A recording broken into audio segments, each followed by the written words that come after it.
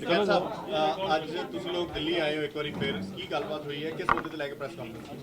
देखो, press conference एक तो कई इशू हाउस में आ रहे हैं। सीट बिल है, बिजली अमेंडमेंट बिल है, और उसी के बीच में जो अमेरिकन डील हुई है वो आ गया, बड़ा इशू है वो। तो यहाँ पे इसीलिए आए कि हाउस में क्या चल रहा है अपनी बात हम प्रेस के सामने रख सके। क्या जिस तरह की ये डील हुई इससे देश का किसान बर्बाद होगा, ये बताने हम यहाँ पर आए। और ये मूक डील है, मौन समझौता, जिसमें बगैर बहस के ही समझौता हो गया है। ये वो समझौता है, ये सबने देखा। मतलब पिछले 5-6 दिन से पूरा देश की जनता ये कह रही कि भाई समझौता क्या हुआ, वो नहीं बता पा रहे। फिर एक दस्तावेज आज दिखा और बयान सीधा अमेरिका से आ रहा है, यहां से तो बयान भी नहीं आ। वहां से ही जो भी है वो डील, वहां से ही वही यूएसए से ही वो डील हो रही है, वहां से ही प्रेस रिलीज जारी हो रही है। तो इस देश को अमेरिका थोड़ा चला रहा है, इस देश को तो यहाँ के पार्लियामेंट और यहाँ के मेंबर पार्लियामेंट चलाते हैं, यहाँ की सरकार चलाती है।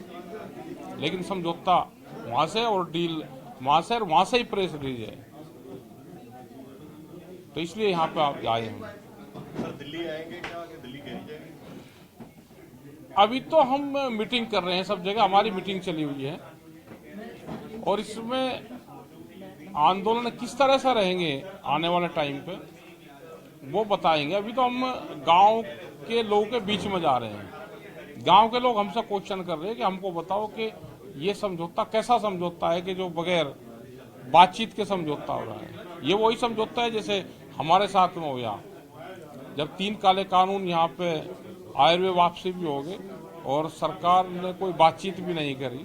तो ये उसी तरह के समझौते हैं अमेरिका से भी, बगैर बातचीत के समझौते, एक तरफा फाइनल समझौते किसानों के ऊपर थोप दिए गए।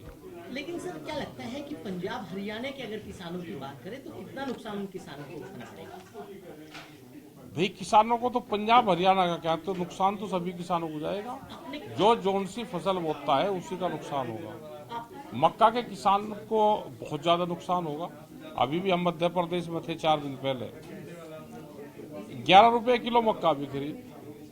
11 रुपए किलो का रेट थोड़ा है मक्का का, क्या उसमें से बच जाएगा किसान को?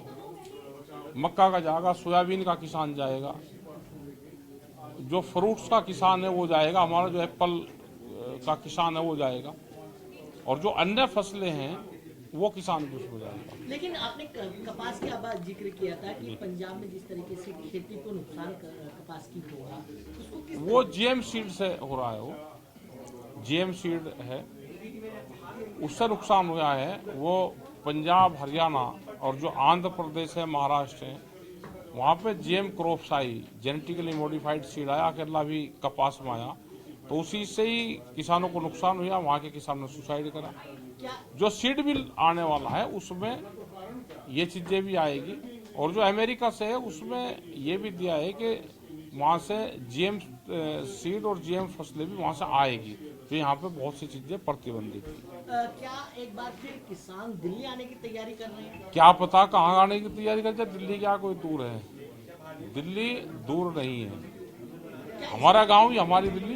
हम 12 तारीख का इसका विरोध करेंगे, इस तरह की प्रतियां लेंगे और ऐसे अपने ही खेत में जाएंगे, उसको जलाएंगे 12 तारीख। उसके बाद आगे का कोई प्लान? आगे का प्लान अभी हम जा रहे हैं, और जैसे जैसे टाइम बढ़ता रहेगा, क्या इसके प्रभाव आ रहे हैं, उसी के हिसाब से आंदोलन की रूपरेखा बनेगी। आज किसानों की बैठक भी है, किसानों की बैठक में क्या सहमति बनती हुई दिख रही है? आज तो हमने अपनी बात रखी है, कुछ मेंबर पार्लियामेंट थे वे बुलाए, हाउस में क्या चल रहा है उनसे भी जानकारी ली, हाउस किस तरह से चल रहा, हमारी बात हाउस में आप रखो। जो इस विचारधारा के लोग हैं, जो मेंबर पार्लियामेंट उस विचारधारा के हैं, हमने उनको अपनी बात कहा कि आप हाउस में हमारी बात रखो, किसान का पक्ष रखो।